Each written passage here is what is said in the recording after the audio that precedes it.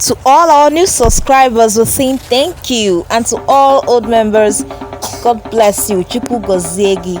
Let's look at some words beginning with letter Chi in the Igbo alphabet. Okundi bidoro with letter Chi na abidi Igbo.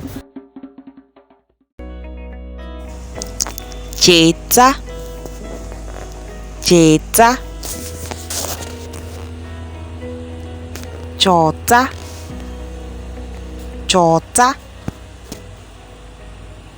chi, chi, che, che,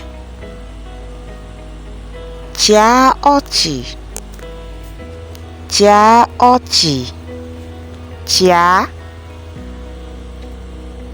chefuo, chefuo, chikota, chikota, chuo, chuo, cha, cha, chiri, chiri, cha,